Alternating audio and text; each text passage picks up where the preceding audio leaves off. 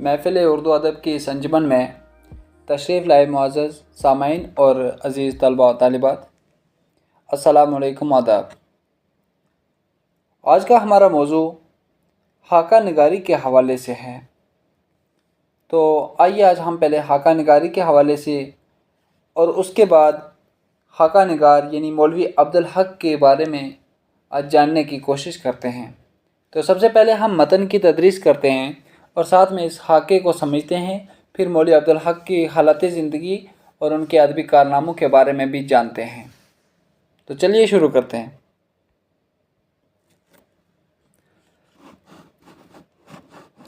خاکہ انگریزی لفظ سکیچ کا ترجمہ ہے۔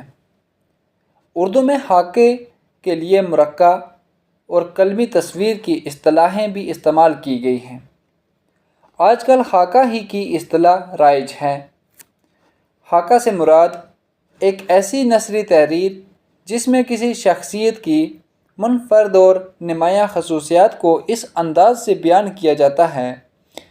کہ اس کی مکمل تصویر آنکھوں کے سامنے آ جائے۔ اس میں جس شخص کی تصویر کشی کی جاتی ہے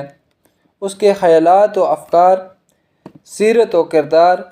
عادات و اطوار سب کی جھلکیاں نظر آتی ہیں۔ یہاں تک کیا بات ہو رہی تھی کہ خاکہ جو ہے یہ انگریزی زبان کا لفظ ہے اور اردو میں اس کا یہ خاکہ جو ہے یہ اسکیچ کا ترجمہ لیا گیا ہے مطلب اس کا۔ تو اردو میں اس کا مطلب جو ہے وہ ہوتا ہے نقشہ، یعنی قلم سے کوئی تصویر بنائی گئی ہو، یعنی قلمی تصویر ایک عبارت کے دائرے میں ایک تصویر قائم کی گئی ہو، یعنی ایسی اصطلاحیں اردو میں اس کے لیے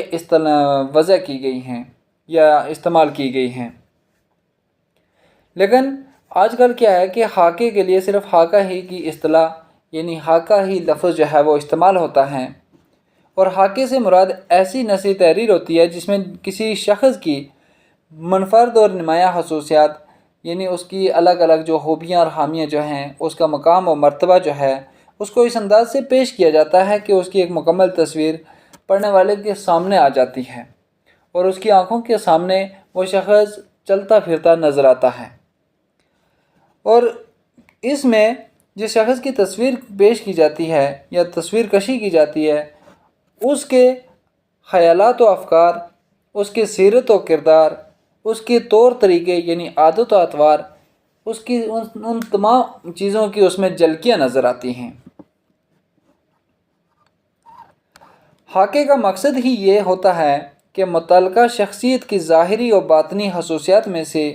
ایسے نمایاں اوصاف کا بیان کیا جائے جو اس کی منفرد شناخت اور پہچان کا ذریعہ ہوں۔ یعنی خاکے میں جس شخص کے بارے میں بات کی جا رہی ہو اس کے ظاہری اور اندرونی یعنی ظاہری اور باطنی تمام طرح کی خصوصیات جو ہیں اس کے اندر پائی جانے والی ان کا ذکر کیا گیا ہو جو اس کی منفرد و شخصیت اور پہچان کا ذریعہ بنے، یعنی جو اس کی پہچان کا ذریعہ بن جائے۔ اس طرح خاکے کے ذریعے پڑھنے والے پر متعلقہ شخصیت کے انفرادی خصوصیات کا بھرپور تاثر چھوڑنا خاکہ نگار کا مقصود ہوتا ہے۔ مقصود کہتے ہیں مقصد، یعنی اس طرح سے کیا ہوتا ہے کہ خاکہ نگار جو ہوتا ہے یعنی جو لکھنے والا ہوتا ہے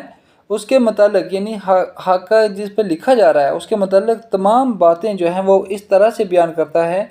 کہ اس شخص کی جو تمام اوصاف ہیں، تمام باتیں ہیں، پوری جو شکل و صورت ہے، شکل و حیت جو ہے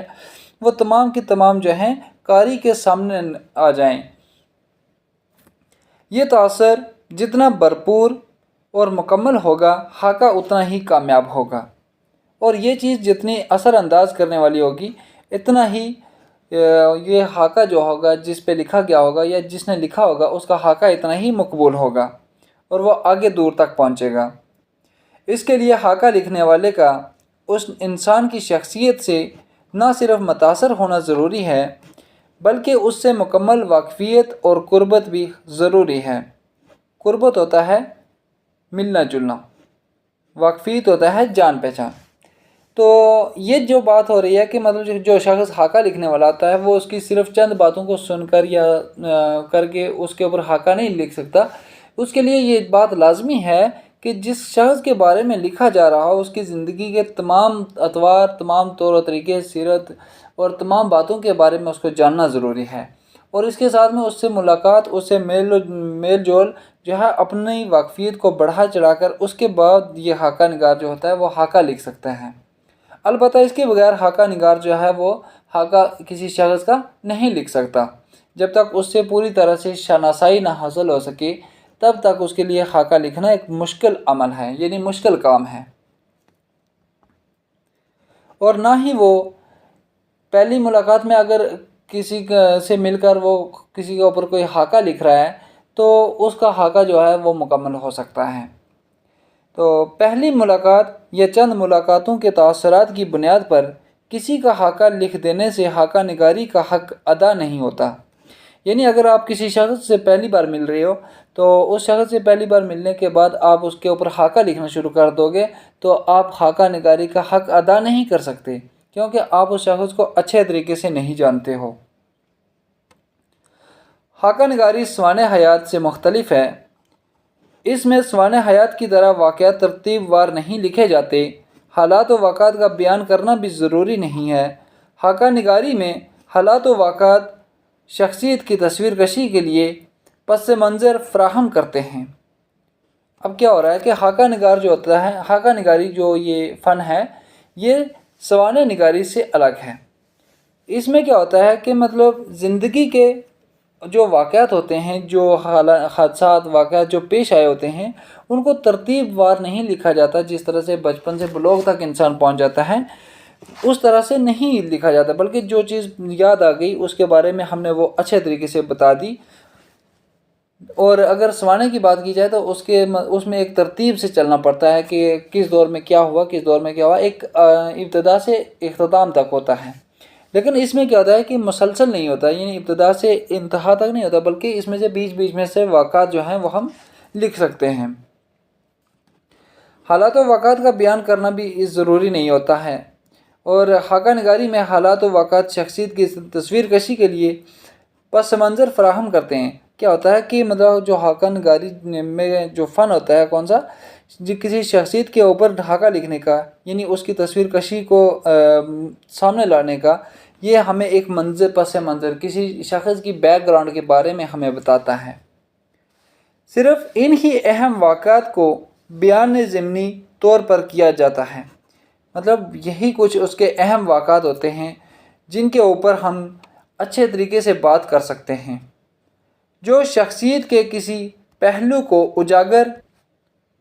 کرتے ہیں۔ خاکہ نگار کسی شخصیت سے متاثر ہو کر اس کا خاکہ ضرور لکھتا ہے، لیکن اس کی تحریر سے مربوبیت کا اظہار نہیں ہونا چاہیے۔ اس کا بیان ایسا ہونا چاہیے کہ وہ غیر جانبدارانہ نظر آئے۔ اس لیے یہ ضروری ہے کہ خاکے میں شخصیت کی خوبیوں اور خامیوں دونوں کو بیان کیا جائے۔ اب یہاں پہ جو بات کی گئی ہے کہ جو شخص خاکہ لکھ رہا ہے اس کے لیے صرف یہ چیز ضروری نہیں ہے کہ وہ اس شخص کی صرف خوبیاں لکھنا شروع کر دے یا پھر صرف اس کی خامیاں یعنی اس کی برائیوں کا ذکر کر دے، بلکہ اس کا یہ عمل ہونا چاہیے کہ اگر کسی شخص پہ میں خاکہ لکھ رہا ہوں تو میرا مقصد ہونا چاہیے کہ اس شخص کی خوبیوں کے اوپر بھی بات کروں اور خامیوں کے اوپر بھی بات کروں۔ کہیں ایسا نہ ہو جائے کہ میں اس کی صرف خامیوں کو ہی سامنے لانے کی کوشش کروں تو دوسری طرف جو دوسرا خاکہ نگار ہو کوئی تو اس کی تمام برائیاں جو ہیں وہ سامنے لانے کی کوشش کر دیں۔ اس لیے وہ غیر جانبدارانہ اس کو ہونا چاہیے، کیونکہ اگر وہ جانبداری سے کام لے گا تو ایک ہی چیز کے اوپر وہ لکھے گا، یا تو اس کی اچھائیاں یا پھر برائیاں، اس لیے اس کو غیر جانبدارانہ ہو کر اس کے خاکے کو لکھنا ہوگا، ورنہ شخصیت کی مکمل تصویر سامنے نہ آ سکے گی، جو خاکہ نگاری کا اصل مقصد ہے۔ اور خاکہ نگاری کا اصل مقصد یہ ہوتا ہے کہ آپ کسی کے آنکھوں کے سامنے، آپ کسی کے دماغ میں کسی کی تصویر کو مکمل طور پر لانا چاہتے ہو، لیکن اگر آپ کسی شخص کی خوبیوں اور خامیوں دونوں کو برابر نہیں لاؤ گے تو اس کی وجہ سے جو اس کا عمل ہے، یعنی وہ جس شخصیت کے اوپر آپ خاکہ لکھ رہے ہو تو اس کی جو تصویر ہے وہ سامنے نہ آ سکے گی، اور جو خاکے کا اصل مقصد ہوتا ہے وہ بھی ادھورا رہ جائے گا۔ جس طرح خوبیوں کا بیان مربوبیت سے پاک ہونا چاہیے، یعنی جس طرح سے آپ کسی کی خوبی کو بیان کرنا چاہ رہے ہو تو آپ اس میں کوئی کسر باقی نہیں چھوڑتے، تو اسی طرح خامیوں کے بیان میں تحقیر و اہانت یا ذاتی دشمنی و عناد کا پہلو نہیں آنا چاہیے۔ اسی طرح کیا ہونا چاہیے کہ جب آپ اس کی خامیوں کا ذکر بھی کرو تو اس میں آپ اس کی مطلب صرف اس کی خامیوں کو دبانے کی کوشش نہ کرو، بلکہ اسے بھی سامنے لاؤ۔ کہیں ایسا نہ ہو کہ آپ کو کوئی ذاتی دشمنی ہو تو آپ اس دشمنی کو مطلب بڑھا چڑھا کر اس کو سامنے لانے کی کوشش کرو، جس کی وجہ سے اس شخص کے اوپر جو نہ ہونے والے اثرات تھے وہ بھی آپ کی وجہ سے پائے جانے لگیں۔ خامیوں کے بیان سے بھی اپنائیت کا احساس نمایاں ہونا چاہیے۔ یعنی دوسری چیز یہ کہی کہ اگر اس کی آپ برائیاں کر رہے ہو، برائی بھی بیان کر رہے ہو، تو اس سے بھی آپ کو جب خاکہ لکھو تو اس سے بھی یہ احساس ہونا چاہیے کہ ہاں جو میں نے لکھا ہے کہ وہ شخص کے اوپر وہ ملبوس آتا ہے، یا اس شخص کے اوپر یہ باتیں عائد ہوتی ہیں یا نہیں۔ کم سے کم آپ کو اس چیز کا احساس بھی ہونا چاہیے۔ خاکہ نگار اپنے موضوع کو جس طرح دیکھتا، سمجھتا اور اس سے متاثر ہوتا ہے،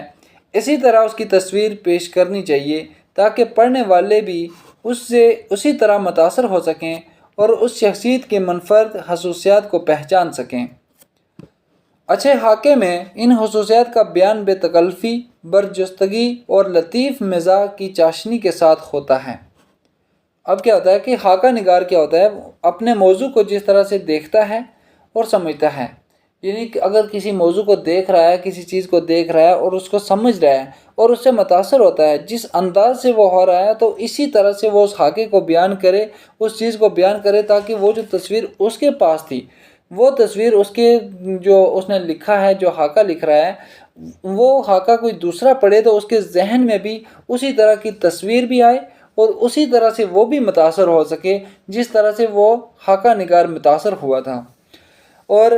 اس شخصیت کی منفرد خصوصیات کو پہچان سکیں۔ اور جس طرح سے اس شخص نے یعنی خاکہ نگار نے اس شخص کی شخصیت کو پہچانا تھا، گویا اسی طرح جو خاکہ پڑھنے والا ہے وہ بھی اس کی شخصیت کو اسی انداز سے پہچان سکے۔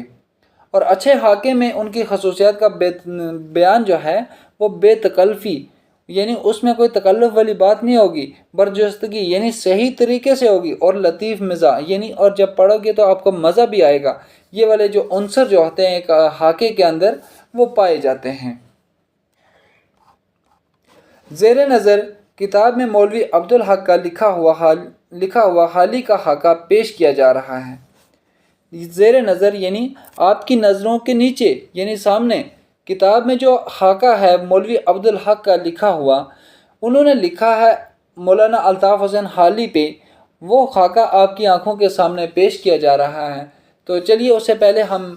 مولوی عبدالحق کی حالات زندگی دیکھ لیتے ہیں اور ان کے خوال و کوائف اور ادبی کارنامے دیکھ لیتے ہیں، تو پھر اس کے بعد ہم دیکھیں گے مولانا حالی پہ لکھا گیا خاکہ بھی۔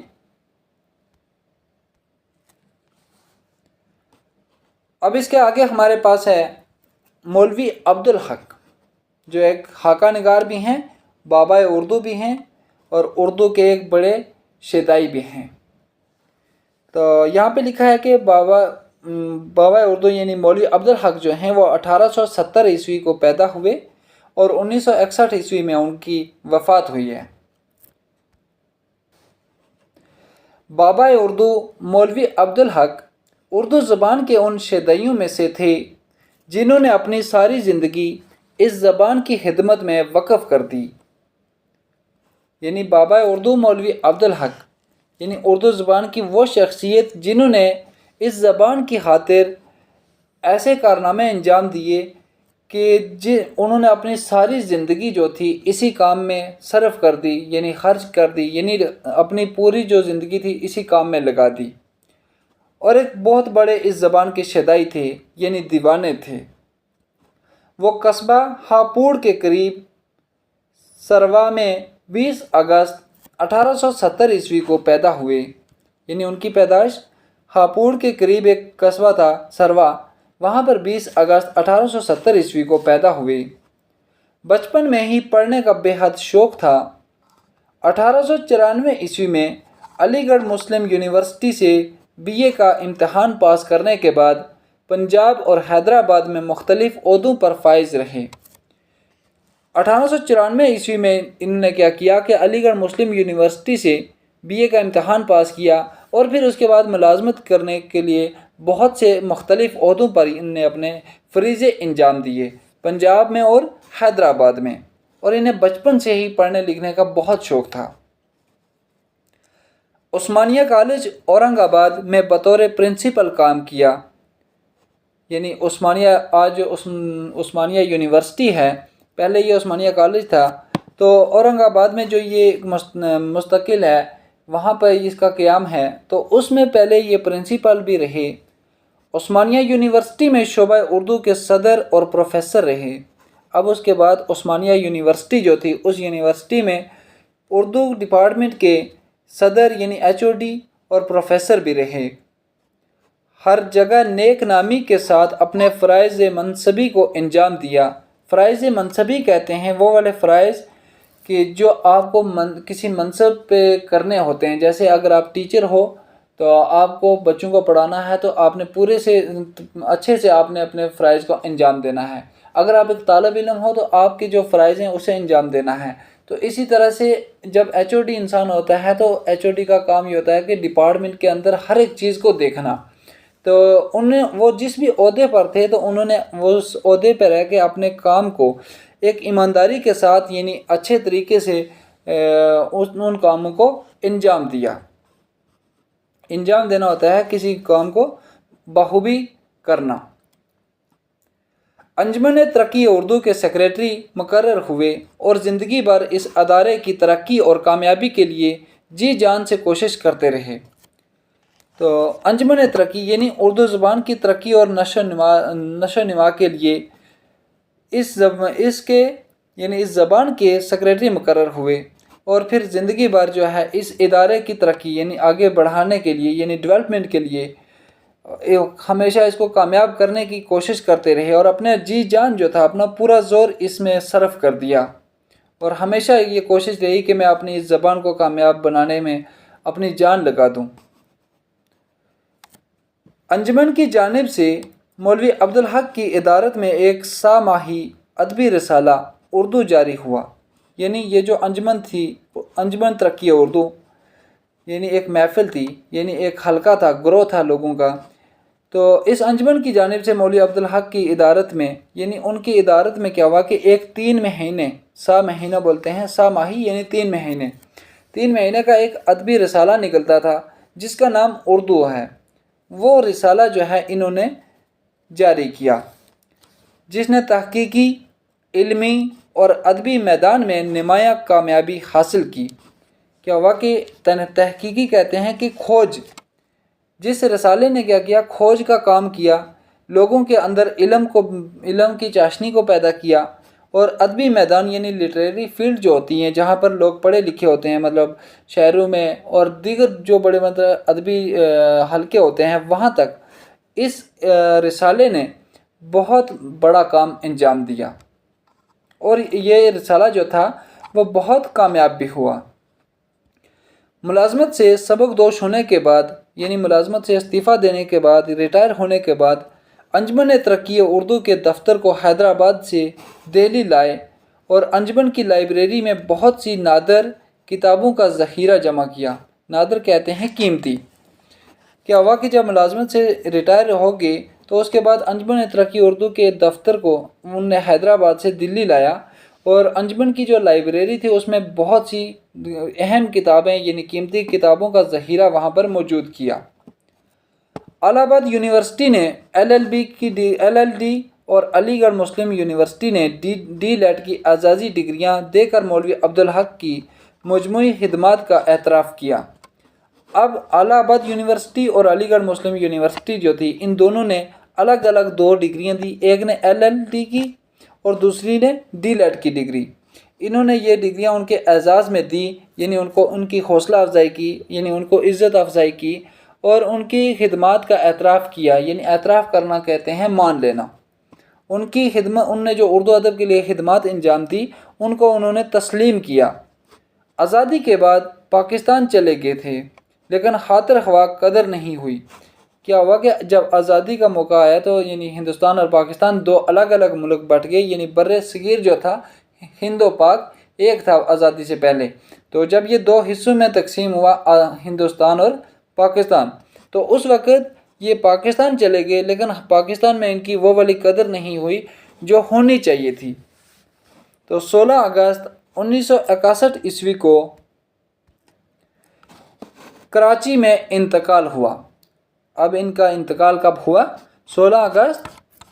1961 عیسوی کو کراچی میں ان کی وفات ہو گئی۔ مولوی عبدالحق ایک محقق، سوانح نگار، زبان دان، لغت نویس، قواعد دان اور صاحب طرز انشاء پرداز تھے۔ مولوی عبدالحق جو تھے صرف ایک نثر نگار نہیں تھے، بلکہ وہ کیا تھے؟ ایک محقق تھے، یعنی تحقیق کرنے والے تھے، یعنی جائزہ لینے والے تھے کہ اگر کسی نے کوئی فن پارہ تخلیق کیا ہے تو اس کو کس طرح سے تخلیق کیا، کیا ہونا چاہیے، اس کی کاوشوں کو سامنے لایا۔ اس کے بعد سوانح نگار تھے، یعنی وہ ایک سوانح نگار، کسی کے اوپر وہ بایوگرافی لکھنے والے تھے۔ زبان دان تھے، یعنی زبان کا علم رکھنے والے تھے۔ لغت نویس کہتے ہیں جو ڈکشنری ہوتی ہے، ڈکشنری کو لکھنا، ڈکشنری کو انہوں نے لکھا۔ قواعد دان یعنی قاعدوں کو جاننے والے، اصولوں کو جاننے والے، اور صاحب طرز انشاء پرداز یعنی کسی کہانی کو کس طرح سے پیش کرنا ہے، اس ایک یہ والے بھی صاحب تھے۔ ان کی تحریروں پر خالی کا سب سے زیادہ اثر ہے۔ جو مولوی عبدالحق ہیں، ان کی جو تحریریں ہیں، یعنی انہوں نے جو کچھ بھی لکھا ہے اس پر الطاف حسین خالی کی تحریروں کا بہت اثر ہے۔ بول چال کی سادہ زبان میں پرخلوص جذبات کا بے لاگ اظہار کرتے ہیں، یعنی جب وہ کچھ لکھتے ہیں یا بولتے ہیں تو اس میں کیا ہوتا ہے کہ مطلب بڑا خلوص اور جذبات پائے جاتے ہیں، اور ایسے جذبات پائے جاتے ہیں کہ جس کی وجہ سے دوسرے شخص جو ہے ان کی طرف مائل ہو جاتا ہے۔ ہر بات خوب سوچ سمجھ کر لکھتے ہیں، عبارت میں الجھاؤ نہیں، جو کچھ کہتے ہیں یا جو کچھ لکھتے ہیں صاف ستھرے اور عام و فہم انداز میں وضاحت سے لکھتے ہیں۔ مشکل زبان لکھنے والوں کو وہ اردو کا دشمن کہتے ہیں، وہ اردو کا دشمن کہتے تھے، اور آسان زبان لکھنے پر زور دیتے تھے۔ اب ان کی یہ خوبی اگر کہی جائے تو کوئی غلط نہ ہوگا، یعنی یہ ان کے زندگی میں ایک فن رہا، ایک ان کا مطلب آرٹ رہا کہ میں جتنا بھی ہو سکے اتنا آسان کر کے اردو زبان کو پیش کرنے کی کوشش کروں۔ تو اس لیے وہ کیا کرتے تھے کہ آسان زبان اور سادہ زبان کا استعمال کرتے تھے، اور کوشش کرتے تھے کہ میں جتنا بھی ہو سکے اتنی آسان زبان میں لکھوں، اور جو شخص مشکل زبان کا استعمال کرتا تھا اسے وہ اردو زبان کا دشمن سمجھتے تھے، اور اس طرح سے صاف ستھرے اور عام فہم انداز میں وہ وضاحت کرتے تھے کہ عام سے عام انسان بھی ان کی تحریر کو سمجھ سکتا تھا۔ اردو ادب میں قدیم کتابوں کی تدوین، ترتیب اور اشاعت کا کام ان کا بہت بڑا کارنامہ ہے، یعنی اردو ادب میں جو پرانی کتابیں ہیں ان کو اکٹھا کرنا، تدوین کہتے ہیں جوڑنا، اکٹھا کرنا، ترتیب دینا یعنی ان کو سٹیپ بائی سٹیپ مطلب کسی چیز کو مطلب فالو کرنا، اور اشاعت کا کام یعنی اس کو پبلش کرنا، یہ ان کا بہت بڑا کام رہا ہے۔ ان کتابوں پر ان کے مقدمات اردو ادب کا قیمتی سرمایہ ہیں، یعنی یہ جو کتابیں انہوں نے جمع کی، ان کو فہرست میں لایا اور پھر اسے شائع کیا، یہ ان کے اوپر جو انہوں نے مقدمات لکھے یعنی پیش لفظ لکھے، یہ اردو ادب کا بہت ہی قیمتی ایک سرمایہ ہے۔